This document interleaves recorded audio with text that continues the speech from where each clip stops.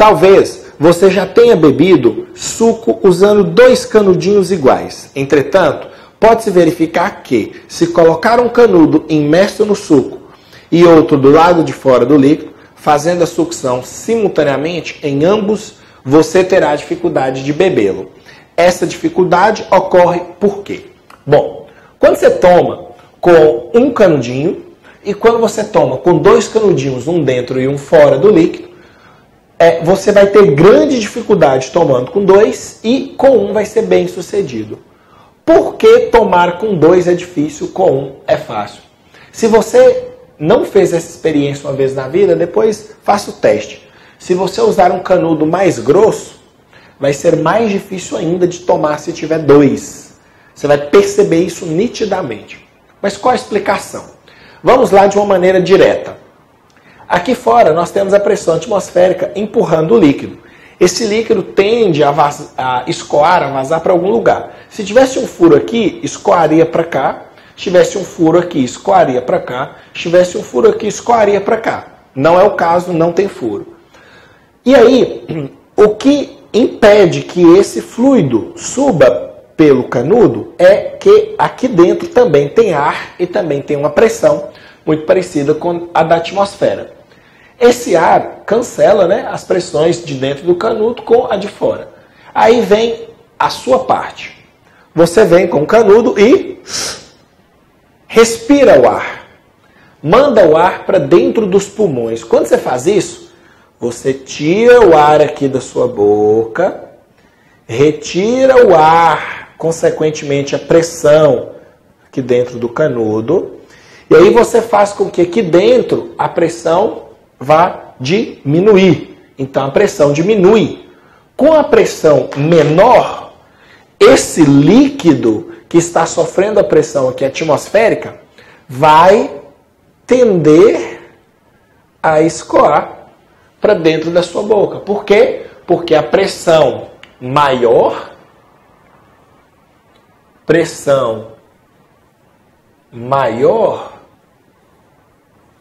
empurra o líquido para o lugar que tem a pressão menor, no caso dentro da boca. Isso já é suficiente para você tomar. Por que que quando você usa 2 canudinhos isso não dá certo? Não costuma ser bem sucedido. Bom, quando você faz isso,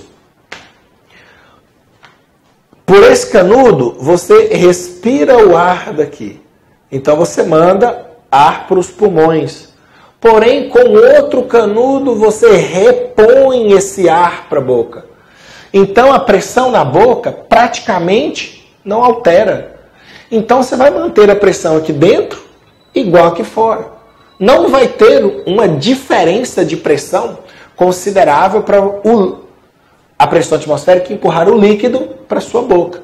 Então, aqui não ocorre o efeito que ocorre ali.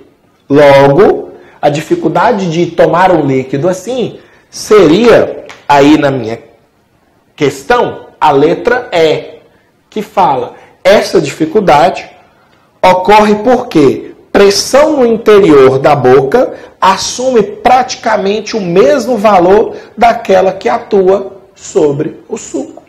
A pressão aqui dentro é praticamente igual aqui de fora. Aqui de fora nós temos a pressão atmosférica e aqui dentro nós temos a pressão do ar, que é praticamente igual à pressão atmosférica. Então, né, essa pressão não vai vencer daqui, então não vai ter como o fluido subir.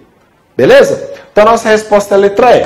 Porém, algumas pessoas me perguntam, Diego, me explique mais detalhado por que isso acontece em relação à pressão. Então, olha, já é suficiente para você dar a resposta.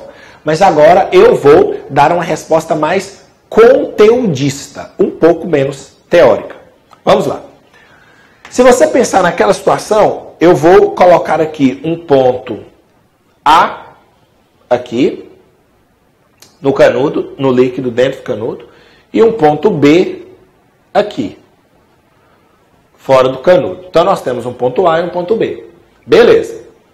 Quando nós temos aqui ar pressionando, né? Nós temos aqui a pressão, que seria a pressão na boca, que é a mesma desse ar aqui dentro do canudo, certo? Moral da história, o que você pode pensar? De acordo com um princípio de Esteve, eu posso falar que a pressão no ponto A tem a mesma pressão que o ponto B. Pontos no mesmo fluido, mesmo recipiente e no mesmo nível, possuem a mesma pressão. Muito bom. Quem pressiona o ponto A é esta coluna de líquido, que tem essa alturinha. Então eu vou colocar aqui, ó, ponto A, pressão da coluna, mais a pressão da boca, pressão do ar que também está dentro da boca. Então eu vou chamar de P boca, pressão na boca. Que é igual a pressão no ponto B, que é esta. Está sendo feita pela atmosfera. Então é a pressão da atmosfera. Beleza. O que eu posso falar? Que a minha pressão na boca, ela, desculpa, peraí. Vamos substituir a equação, aliás. A fórmula de pressão feita por coluna diz que a densidade do fluido, no caso do líquido ali, do fluido, vezes a gravidade, vezes a variação da altura, que é isso aqui, dessa coluninha, mais pressão da boca, tem que ser igual à pressão no ponto A, que é a pressão atmosférica. Tudo bem? Bom, eu quero sobre a altura. Como a minha altura vai aumentar aqui, ó? Como que esse líquido vai aumentar a sua coluna? Como que esse líquido vai subir? Ou seja, eu preciso que esse ΔH aumente. Então eu vou isolar ΔH aqui. Para isso eu vou mandar a pressão da boca para o outro lado, que vai para lá diminuindo. Então aqui a densidade do fluido, gravidade, variação da altura é igual a pressão atmosférica menos a pressão da boca. Isso aqui está multiplicando, vem para cá dividindo. Então eu tenho que a variação da altura é igual a pressão atmosférica menos a pressão na boca sobre a densidade do fluido vezes gravidade. Isso aqui é a densidade do fluido, eu só abreviei. Muito bom. E aí, eu preciso que o líquido suba. Então eu preciso que essa variação de altura aumente. Bom, o que eu faço para essa variação de altura aumentar? Pressão atmosférica, eu não vou conseguir mudar, que é a pressão daqui de fora. Eu não consigo mudar isso. A densidade do fluido, também não, que é o que eu estou tomando aqui. A densidade do fluido não muda. A gravidade também não muda. Como é que eu faço para isso aumentar? Já que eu estou subtraindo aqui a pressão da boca. Eu preciso fazer com que a pressão da boca diminua. Gente, para você perceber essa matemática, é só você pensar que tudo isso que eu circulei de azul fosse uma coisa só e desse um valor 10. Se a pressão da boca for 8, 10 menos 8, dá 2. Então, o meu resultado seria 2. Se a pressão da boca cair para 6, 10 menos 6, dá 4. Perceba que a partir do momento que cai esse valor da pressão da boca, a minha variação na altura aumenta. Então, o que eu preciso fazer para a minha variação de altura aumentar, ou seja, para a minha coluna de líquido subir, eu preciso que a pressão na boca diminua. Como que eu faço para diminuir a pressão na boca? Como que eu faço? Eu disse para vocês respirar, não é isso? Você respira.